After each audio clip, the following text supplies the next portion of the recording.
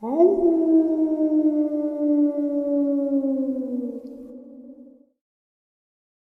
and salutations, everyone. I hope everyone is still doing well, and welcome to today's second bonus. Before we jump into it, a couple quick links. As many of you know, I rely on Patreon, PayPal, channel membership, and the merch to help the channel to continue to grow and go. Links to Patreon, PayPal, and channel membership is in the description below. Merch displayed directly under my video. Also, Dogman Frightening Encounters, Volume 1 through 3, the audiobook versions. These were written and researched by Tom Lyons, narrated and produced by me, Jeff Nadolny.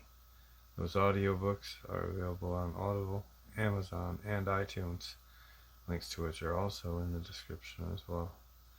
And finally, last but definitely not least, if you'd really like to help support this channel to continue to grow and go, simply subscribe. It does not cost a cent. Click the like button, takes half a second. If you don't want to miss out on any of the informative uploads I put out daily, click that bell icon, and folks, please leave a comment and share the video. Why? Well, because all these things really do help this channel to continue to grow and go. They definitely do matter, and they are appreciated. And with that, I have taken far too much of your time. Let's jump in to today's second bonus, shall we? What's up, Jeff? My name is Ryan, not really, and I live in Poultney, Vermont. I'm 19 years old, and this is mine and my dad's Dogman encounter. The year was 2016, July, hot as hell. I was 17 at the time, just graduated. Yes! I wanted to go swimming over in Dorset. There are these old slate quarries all over with the freshest, coolest, and clear water. So my dad and I jump in his pickup and we start the half-an-hour trip on Route 30. The trip was completely uneventful, and we pull up to the first small swimming hole. We jump out and notice that there's no one here. Weird, no one's here, I said with a kind of question. My dad replies, yeah, weird as can be, bud. This one swim hole is a pretty popular place for kids my age and some, and that's why it's weird. On top of it was at least 95 degrees out. So we walk up and I scream out, WTF, Dad, oh my God. There was a dead cow floating in the water. Well, that explains it, I say. My dad said, something's off. The cow's side was torn up and torn to shreds along with its neck. Sometimes a random cow will get loose and fall in one of these holes and drown. So, as we are looking at this carcass of the cow, we notice that there are tear marks, like what a bear does to a tree. 4 side-by-side gashes, and the neck was just torn right out. My dad is on the other side of this small swimming hole and sees a blood trail leading to the water and a huge dog/wolf or coyote track. When I say huge, it was about double the size of our handprints. My dad starts walking toward the truck to call the Vermont State Police and report this when crap really hits the fan. Across the road was a huge hayfield, and we see this figure running at us on 2 legs and fast. We could make out some features. This thing was at least 8 feet tall, and running fast it looked like a ragged wolf. It was about 200 yards from us and dropped to all 4s and stopped. It let out this loud, terrifying howl. I felt it in my chest. We jumped in the truck, crapping our pants, and watching this dog monster. The next thing it does is turn back around and bounds back on all 4s to the woods. Turns and looks back at us, stands back up on its hind legs, and walks back into the woods. My dad looked at me and said, I don't know what that was, and I do not want to find out. Let's get out of here. The whole way home, I looked out the window looking for this thing. I never saw it again or heard a howl like that. I hope this thing never finds me in the woods, because what it did to that cow, I can't imagine what it would do to a human. Please, everyone, stay out of the woods unless you have a gun. These things are real and really dangerous. Alright guys, now we had that quick little layover in Vermont. Let's head south to Virginia. Today's first Virginia subscriber, Dogman submission. Hey Jeff, I saw something that has left me in question. I live near the county airport in Lee County, Virginia, Flatwoods, which is located at the end of Jonesville, Virginia. At the time, it was around 8 p.m. I was heading to the gas station to pick up a tin of Grizzly. For those of you who don't know, it's a brand of snuff. Well, on occasion I smoke. As I had just crossed the bridge in front of my house, I went to flick the cigarette, and it came back into the car. I had to wait until I got to a turnoff to the airport before I could stop and find the burning cigarette. There are no streetlights in the area, just the airport beacon. The area is surrounded with a 10-foot chain-link fence with barbed wire.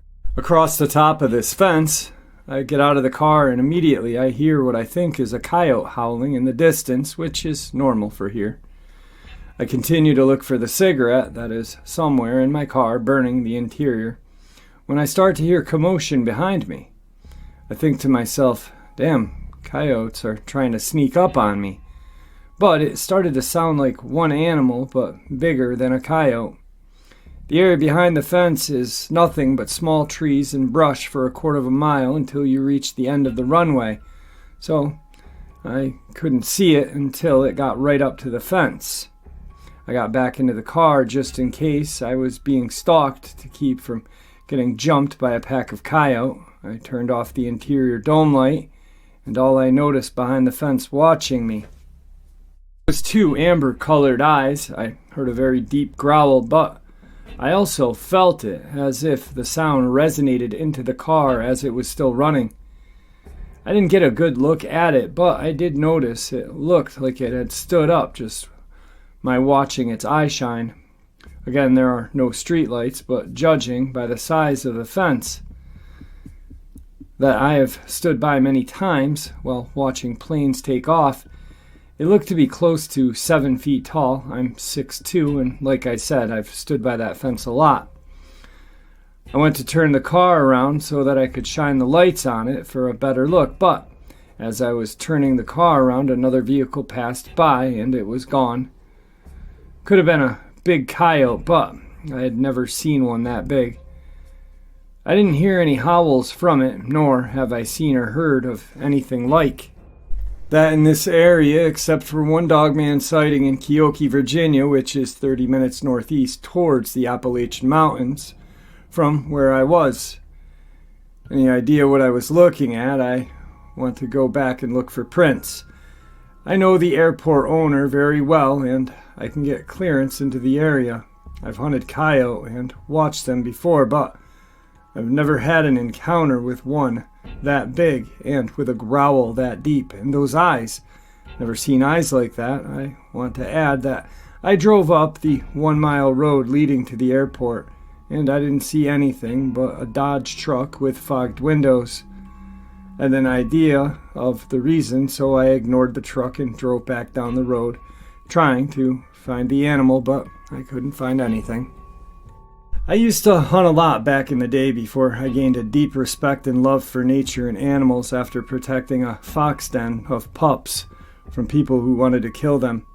I'm a man that will absolutely not harm anything unless it was strictly for survival purposes now. When this thing made that terrifying growl, it was as if it was saying, "Hey buddy, I don't know you and you don't know me, but as long as you stick to your side of the fence, I'll stick to mine." This happened nearly a mile from my house. I haven't ever came across anything like that ever in my life, and I'd much prefer not to. It could have easily jerked me out of my car and tore me to shreds, but it chose not to. I want to know more about these creatures, but I don't think I want to be anywhere as close as I was that night. Can't say it was or wasn't a Dogman, but I can say it's the first I've ever experienced anything like that. You are welcome to share my story, but please don't use my real name. Just don't know how many there are out in this area, and I am getting concerned at how close this thing was setting up residence from where I live. Today's third encounter, second encounter from a Virginia subscriber. This encounter happened in Danville, Virginia, late summer. Hey Jeff, my name is not important and confidential due to me being a retired police officer, so here's my encounter. My day starts off normal enough, and I'm on day shift doing my patrol when I get a dispatch call from a disturbance. I arrive at the residence, and an older woman answers her door saying something took her dog, which was chained up at the time. I go out back and see the chain was a small chain due to the fact that her dog only weighed about 20 pounds. The chain was broken, so I go back to my patrol car and grab my shotgun out, and I walk the tree line. I enter the woods, and I first notice a smell of urine and wet dog. It smelled terrible. Next, I heard this crunching sound like someone was chewing on potato chips, but so much louder. I then see these reddish-orange eyes and this huge dog, jet black, eating the woman's dog whole. It sees me and it stands straight up on its hind legs and was a towering 7.5 to 8 feet in height. It had what looked like a lion's mane, a monstrous body that would have shamed a bodybuilder. It growled at me, baring its teeth, and takes a step towards me. I shot a warning shot, and it drops the torn carcass of the dog and steps to me again. Well, my next shot was right to the face. It lets out this roar and drops to all fours and starts running through the woods away from me. I must have gotten it in the eyes because it was running away and it was hitting trees. I go back to the woman's home and tell her that I couldn't find her dog, but I shot at a coyote and that's what must have taken her dog. I then go to the station and write it up. I write up my weapons discharge statement. And I tell my captain what had happened exactly. He looked at me and said, "You shot a coyote, and that's final." I retired shortly after and kept this buried in my memory till all of these encounters started to come out. Thank you for all you do, Jeff. Today's fourth subscriber submission, third Virginia subscriber submission. Hey Jeff, I've got an encounter for you. Now I've only told a few people, including my wife, but she thinks I'm pulling her leg. This happened back in '79. I was living in Woodbridge, Virginia. I was 11 or 12 years old at the time. It was the summer, and I always snuck out almost every night riding my banana seat bike, sticking to the trails mostly. Now, at this point in my life, I had never seen a scary movie or heard any ghost stories, etc. But one night at about 1 to 3 in the morning, I was making my way through the woods coming up to the local shopping mall, the famous roller coaster trails. As I was leaving and going home, at the start of the trail I saw this big thing. At first it looked like it had horns on its head from the moonlight shining through the trees. The path was about 4 feet across, and it crossed it in one step. I skidded on my bike and fear came over me. My heart raced, I was shaking. I believe this creature heard me, and I made it to the light at the corner store, stopped and looked back, and there it was, plain as day at the edge of the woods staring at me. It was black and gray, not much hair on its chest, super long arms, with what appeared to be long nails, and they looked very sharp. Teeth so long, even with its mouth closed, they came past its lower jaw. It just stood there smelling the air, its ears perked up, nose up in the air. I was probably 4.5 feet tall at the time, and it looked like I only came up to its waist. Then I turned around and booked it back to the front of the store, down Route 1, going 2 miles out of my way to get home.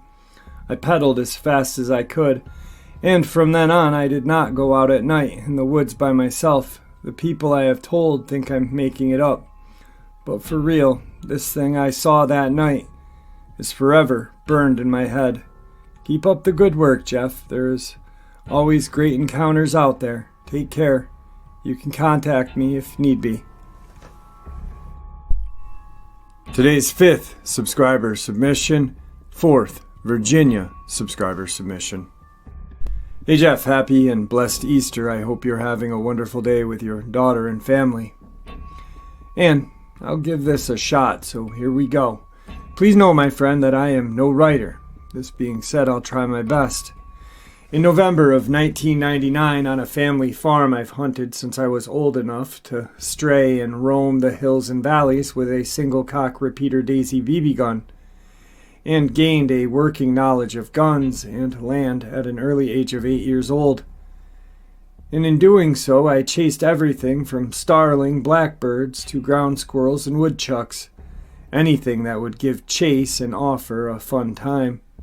Also, while I was young, frolicking, I got cocky and overly brave, thinking as I got older each year that I was king and invincible with my valued hunting knife and pump pellet gun I'd graduated to by the age of 10, and quite accurate with it.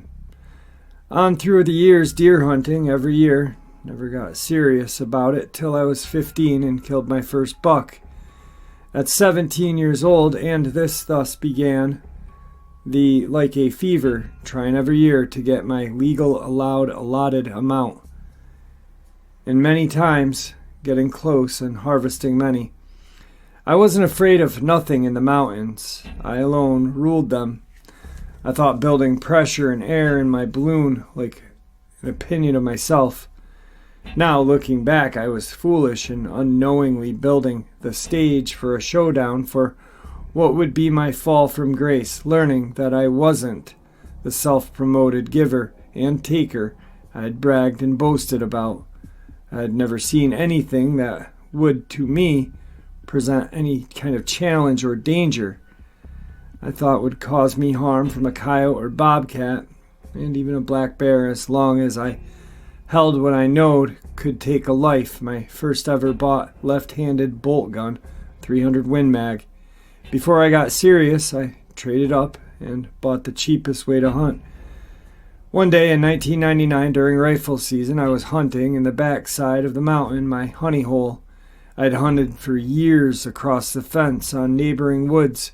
I got my yearly stand at 15 minutes before dawn and got everything set up, my cousin at the base of the big oak, my scent killer spray on, made sure my gun was topped off and loaded and optic cover removed. Sat down and began watching and listening. At sunup, the usual shots started all around me, but mostly far away from me down the bottom of the mountain in all the hollers and drawers. At around 7:17 in the morning, I started hearing something heading around the top of the ridge, around a couple 100 yards, sounding like a troop of elephants, and got close but continued out of hearing range to my right, never seeing what it was, giving it not much thought, assuming it was turkeys or hunters maybe. Around 9:15 I saw a doe and 2 fawns. They passed without busting me, or about 30 yards, but then the doe came busting down the hill after winding something other than me, fawns at her heels. 10 minutes later, a decent-sized 4-point came up the same trail. This was my chance. I brought my rifle up to my eye, finding the area behind the shoulder, hold my breath, and squeeze the trigger. Striking home, the deer was knocked sideways and ran maybe 15 yards, then expired. I gave it no time as I saw it fall, and it no longer was breathing. I approached my prize, and was grateful for any blessed harvest, and began dragging it uphill without dressing it. I had done that on the other side of the border fence.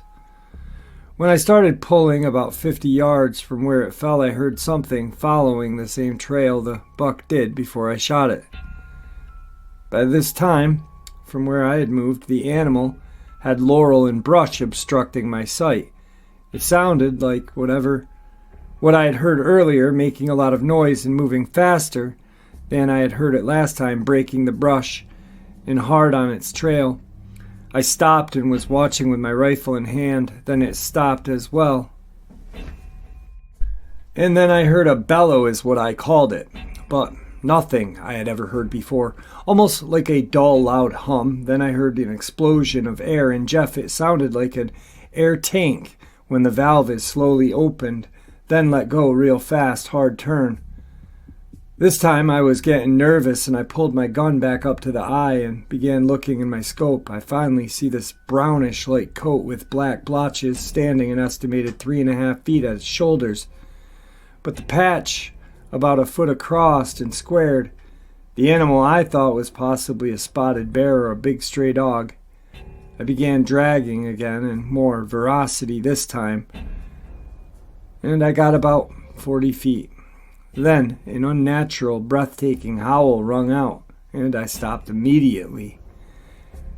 Taking this in and freezing for a moment in time, trying to assess the situation, trying to grasp that Thor-like attitude I had, but it was vacant and non-existent. I was able to breathe, and I turned toward the sound and slowly lifted my gun and began spotting, but found it right off. A black figure with brown patches, and saw a large snout sniffing. On the gums, lifting and lowering, and given light to yellow stained, very long canines. And one tall ear turned my way as the rest of its face covered with leaves. I was fear-struck, not knowing what to do. Shoot this animal or just keep dragging my kill, ignoring what I felt was a death on a march. I waited to see what it was going to do. When I saw the upper body stretching like an extended in the upper part of the covered canopy and branches, I know it was not a normal animal, or an animal at all. I gripped my gun and dropped the rope hooked to my deer and strapped the gun to my shoulder and left quickly, leaving my kill. I wanted no part of this encounter or to escalate, and left literally running toward the border fence. And my 265-pound ass leaped the 3-foot-tall barbed wire fence. Reaching our property, I stopped, resting, getting my breath. After around 20 or so minutes, I called my friend on the radio, asking him to get to me fast. Arriving, he could tell I was badly shaken. He had heard it too. We started talking. I explained all I had seen and heard, and we felt it best to leave and return later after thinking this out. After a few hours, around 2 p.m., we returned with backup, including my stepdad and my friend's dad in tow. We began walking out toward the place very cautiously, and myself in the back, bringing up the rear, trading my rifle in 300 Win Mag for my 12-gauge Mossberg loaded with double-aught and slugs. We moved as a unit, coming upon the deer still lying there where I had left it. Only difference, it looked like it had been moved about 25 feet or so back down the hill, and all kinds of leaves and small needle high brush torn up and scattered all around the carcass, and an overwhelming smell of urine and crap. Jeff, it stank so bad our eyes were watering. After checking the kill, it was as if I had left it. I grabbed the rope and we slowly moved all together back up the ridge, with me in the middle, my dad in back, swapping out. And I took the rear, he drug. Getting toward the border fence about 7 feet, there was a hickory tree. About 8 feet up was a fresh claw mark straight up and down with 4 cuts at least a quarter of an inch deep. And it wasn't there when we went back, as you face the tree when you cross the fence. We left quickly. I was made fun of and laughed at by the 2 dads till they saw the mark. From that encounter, I began researching this off and on till another run-in some years later, where it got hairier and scarier.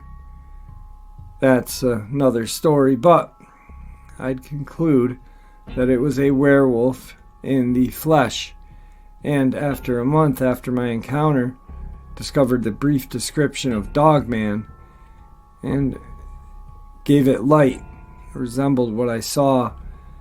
I dedicated myself, my spare time, to learning all I can, and though coming out less brave, but more educated and better armed. Well, Jeff, Here's my first encounter. Please forgive my spelling and vocabulary. Your friend DJ. Second email, same subscriber. Hey Jeff, buddy, it's DJ. I hope you are well. Here is my second encounter. I had to check my other source and made sure everything I saw and experienced was on the level with my friend who was with me at the time. So here goes, as previous, forgive the spelling or mistakes as I'm no writer. Jeff, off we go. This happened some years later of my first run-in in the year 99.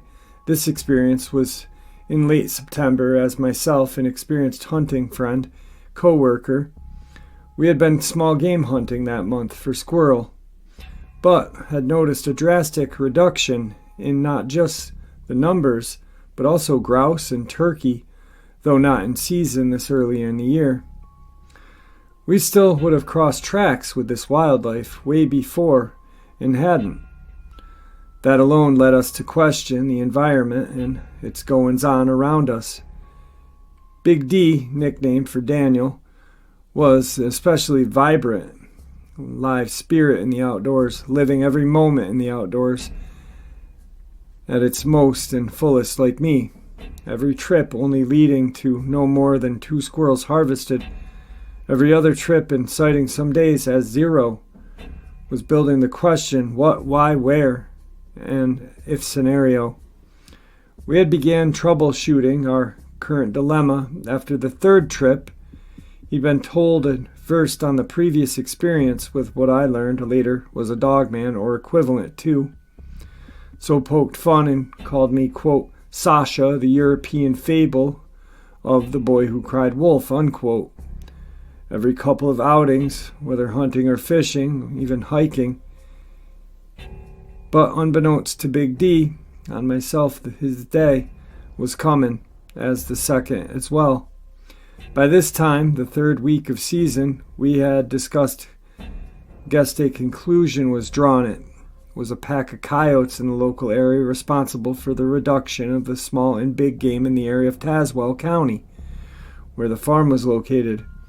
We had been planning on how and if we could do to trim the tide and onslaught of virtual nature's bounty, ripping it from legal human hunters, until we had took enough and put a plan into motion to try as well-trained unit to dispose of some of these critters, though in the back of my mind worrying what if, and then just as quick dismissing the thought like a belch and excuse me motion. Thus the day had come. It was just a few days later until the first week of archery season opener, and we were geared up by this time, gathering up 2 spotlights and night filter for the lens reddish, not to scare or alert the predators, also a vital scent killing spray and wildlife in distress collar. We had made the 45-minute trip from my house to meet him, and we'd finished the rest of the trip together. As soon as I pulled up, he threw his gear in the back seat, sat down saying, "You ready, Sasha?" A quick reply, "F you, butthole." Then we pulled out, getting to the farm around 7 p.m., leaving us about 20 minutes to get set up at the end of the woods as the open meadows come to an abrupt end. Getting all the equipment in place, loudspeakers set, system all guns loaded, sidearms strapped.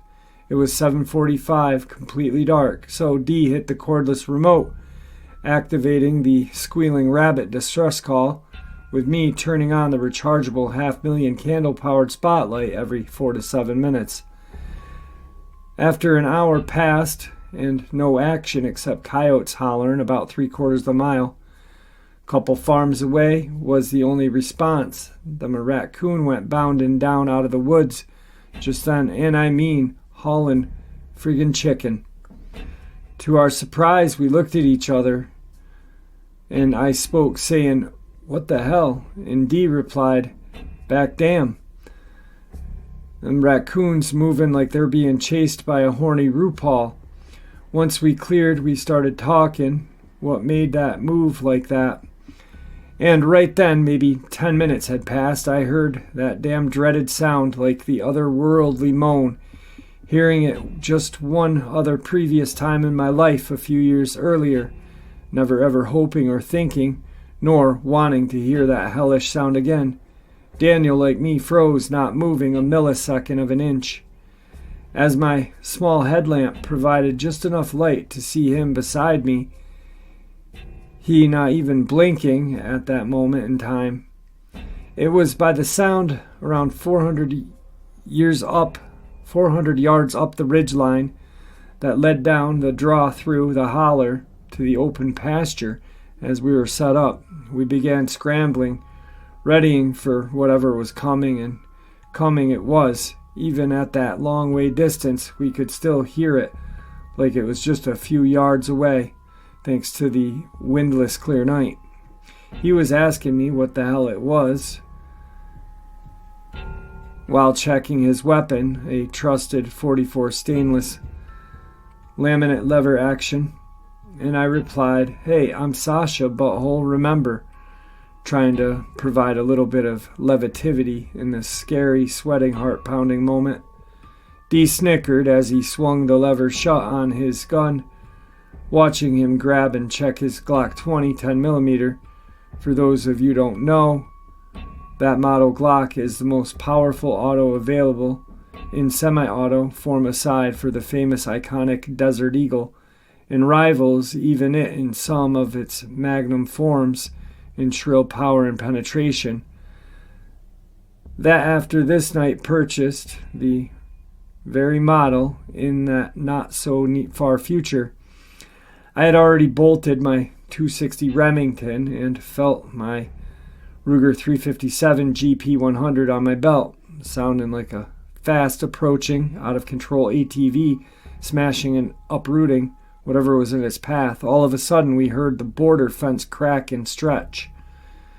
Knowing only one known creature could possibly scale barbed wire was a black bear or the thing I had run into once. The wire squeaked again, followed by a thump like something jumping and landing with both feet. By this time, D was scared white like me. Then by now, it was about less than 150 yards from us. I hit the light, together scanning the meadow. The light hit a set of eyes around 4 feet off the ground, but it was bouncing up and down. Then it went up another couple of feet. We guessed it quickly removed the red lens filter, giving us white light. "Oh my God," D said, along with my Holy Mary Mother of God.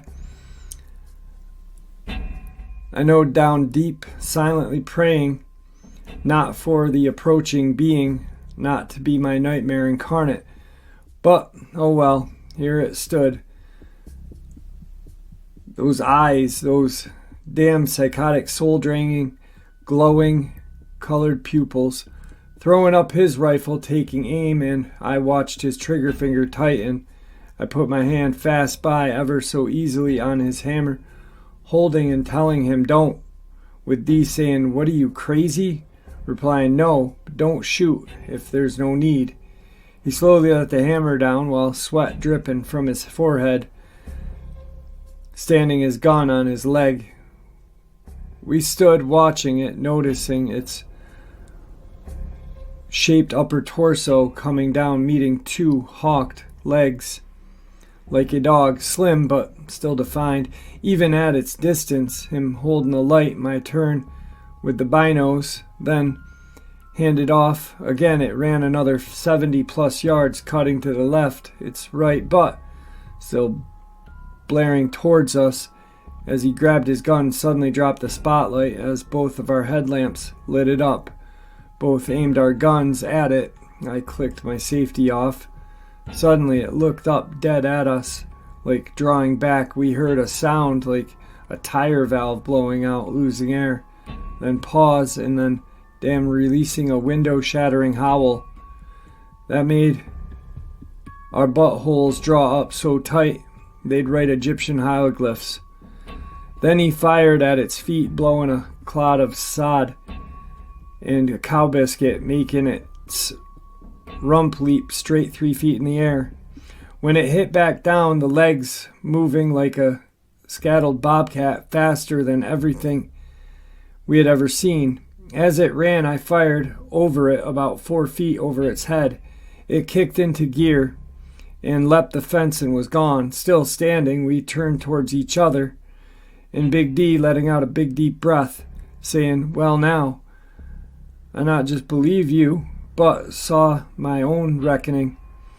Standing around 5 minutes passed as my heart quit pounding and my ears said, "Well, since you dubbed me Sasha, who cried wolf, you are now da Hood." He said, "What the hell does that mean?" I replied, "Little Red Riding Hood with the red cape. Consider that name da Hood as your graduating wolf in the hood experience that you have seen, saw, and lived to tell about." Then he just got teary-eyed, as I did, saying, "I never doubt you again," and asked, "DJ, how can I ever hunt again, day or night?" I told him, as I put my hand on his shoulder, "God's good time, one day soon, hunt by hunt." Picking up our courage, strewn on the ground with our stuff, leaving the calling system till daylight, we left, slowly loading up all the gear and hauling our southern redneck ass out of there, scared but alive and blessed at the same time. Well, Jeff, that's a wrap, as they say. I got some others told to me by my friends whose relatives have experienced in the past. If you want me to try and get those together, let me know. Have a blessed evening. Your friend DJ. He has since been on the channel and shared, well, those encounters with us, and some other things that have gone on in Tazewell. DJ's a good friend of the channel. Not the best writer. Definitely not the best writer. I'm going to have to go and sit down and rewrite those. But if there's anything ever happening in Virginia, DJ is the man that lets me know. Ironically enough, where he lives is where they found the body of the gentleman who disappeared last year in the culvert, which I did an upload about. I actually called the police station for those of you who didn't hear that one. I'm still gonna stay on top of it. There's been no new news, but hopefully I can get something for y'all. No, I'm even talking like him. Jeez, I'm crow. Today's 6th subscriber submission, 5th Virginia subscriber submission. Hey Jeff, I've been hesitant about sharing this encounter with you because it's my 12-year-old daughter's and she still has nightmares about it 2 years later. So here goes. It was 2016 and Tia is in Virginia visiting my parents, her grandparents, and other family members. She's outside playing with her cousin, who is the same age as Tia. And her cousin, Chantal, gets bored of playing with the chickens in the coop. "Tia, let's go for a walk on the trails in the woods." She tells her cousin okay, but not too far. I don't want to get lost or in trouble. Her cousin says it'll be fine, and they start their little hike. They walk for about 10 minutes and are pretty deep in the woods. Tia stops and looks at her cousin and asks her, "Do you smell that bad smell?" Her cousin says, "Yeah." And they hear a noise coming toward them. The girls turn around and start to head back home. They get about 2 minutes from the house and they hear a loud snapping. The girls turn around and see what had been behind them. Tia freezes in fear and Chantal screams and turns and starts running. Tia is alone and scared stiff, so frightened my baby wet herself.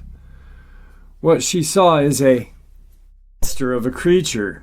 It was a giant dog standing on its hind legs, long muscular arms, big human-like hands with long nails, strange bent legs, pointed ears, and burning bright red eyes. It next curled its lips and showed her its huge teeth with a low growl and twitching ears.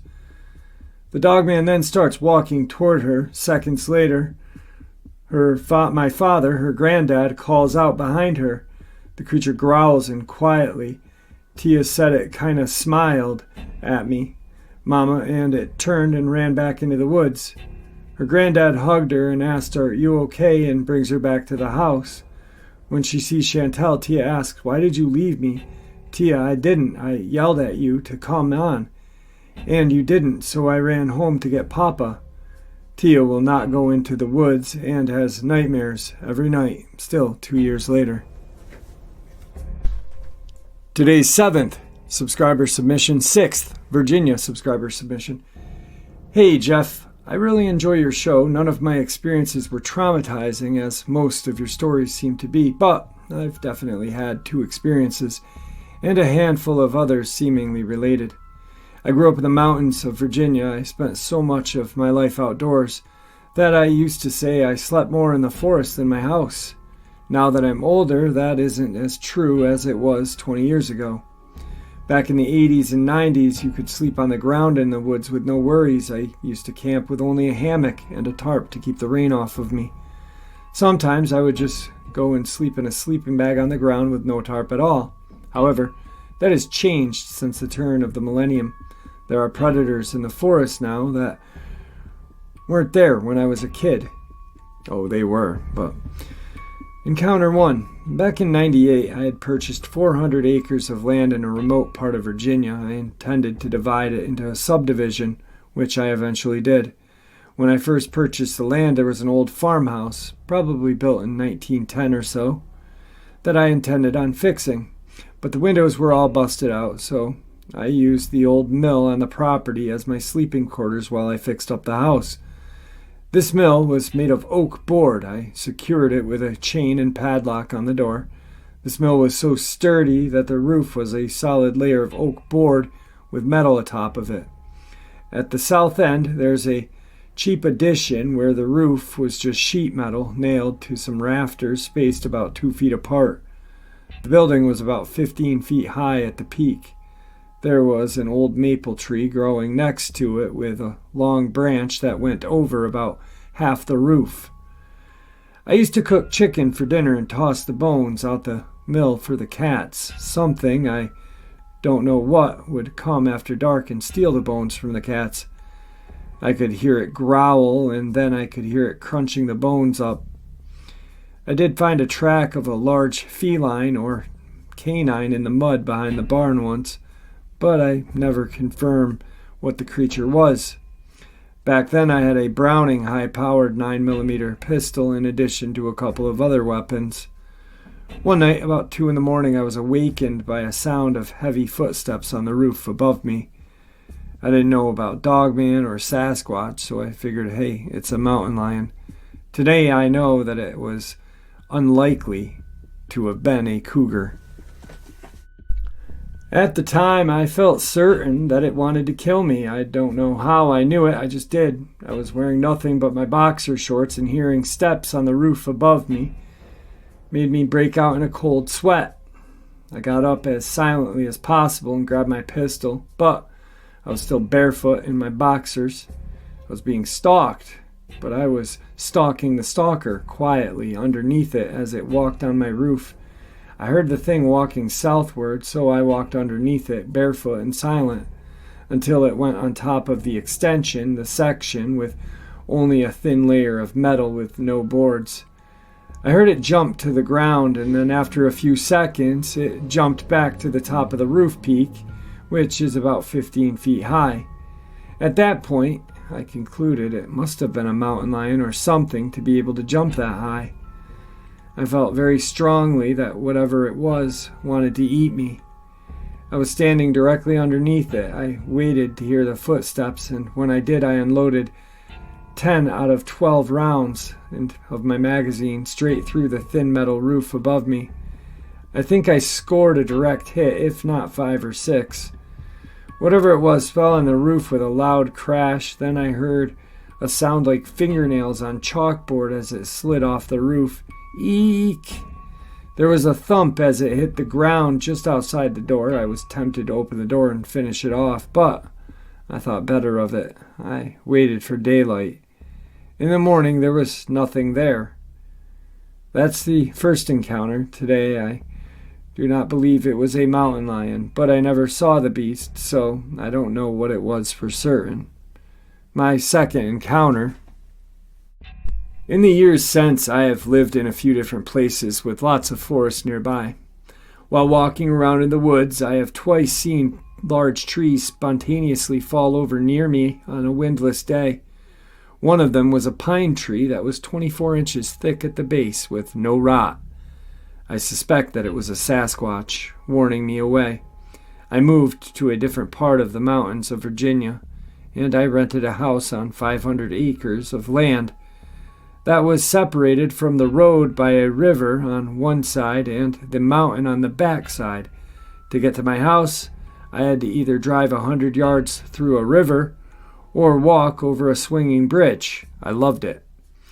My neighbors there kept seeing what they would call a black panther. He pronounced it painther. One time I was hauling a load of firewood I had cut on the property to help a family that needed it. I crossed the river and pulled up the road. As I got to the place on the road opposite my house, there was a woman standing on the side of the road looking at my house with binoculars. I thought for sure she was the feds. I pulled over and walked up to her and asked her what she was doing. She said she saw what she thought was a bear walking across the field, but it then jumped over the fence and went into the backyard of your house, which is my house. She concluded it was a panther instead of a bear. I've heard tree knocks out in my yard at night, and once there was something vocalizing on the ridgeline outside of my house. I tried intimidating it and calling back. It kept vocalizing for 20 minutes more. Once my friend and I were on a camping trip in the same river. We found a cave high up on the cliff face overlooking the river. We checked it out and found some old cave carvings, including one that was in Greek. We ended up camping in the woods just opposite the river from the cave. I slept in my hammock. Unfortunately, I snore when I sleep, and pretty loud. My friend was kept awake by it.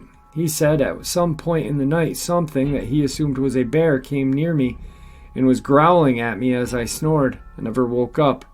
Yeah, my snoring is so annoying, even a Dogman complains about it. 22 years later, after the first encounter, I live in a house in the forest in the middle of Tennessee, not far from VLBL, Dogman Central. Periodically, I hear loud thumps on the roof at night. It reminds me of the night in the mill back on the old days. I've even put trail cams up there on the chimney, but I don't have any evidence yet. One night, the thumps on the roof woke me up at 3 a.m, so I went out to the front porch to listen. The porch is covered by a roof, so it wasn't like being completely outside. I heard it moving twice, but I couldn't see it. The second time I heard it move toward me. It started sniffing me out loudly, just like a dog would. About that time, a weird effect came over me. It was like there was static in my brain, kind of like a old TV turning to a non-station. I wasn't scared, but I decided that it would be prudent time to go back inside, so I did. I can't prove that Dogman or Sasquatch exist, but there is something out here, and it enjoys messing with people at night. That I do know. Tonight's final Virginia subscriber submission. Jeff, my name is not important. What is important is what happened to me a couple years back. So I'm out on a small fishing boat on a small lake in Virginia. I'm about 20 to 30 feet off the shore, and I hear some branches breaking and commotion in the tree line. I see some movement, and all of a sudden this huge creature comes walking out. It's massive, half dog, half man thing. It just stands there staring at me with these orange eyes. It looked just like a man German Shepherd, pointed ears and all. I'm so afraid, and I start my boat engine and get out of the area. I've never seen it again and never want to. I do hope you all enjoyed today's second bonus as much as I enjoyed sharing it with you. I'd like to thank you all for supporting the channel. It is your support, after all, that helps the channel to continue to grow and go, and what gives us all a place and a chance to share our experiences and theories judgment-free. Everyone is simply treated with the respect that we deserve. please stay safe, happy, healthy, and ever vigilant, keeping an eye on our children, pets, family, and our friends. These creatures are real. These events have happened. Share this information with those you love and care about, and it may just help save their lives someday. Until next time, never stop asking questions, never stop searching for the truth, and God bless.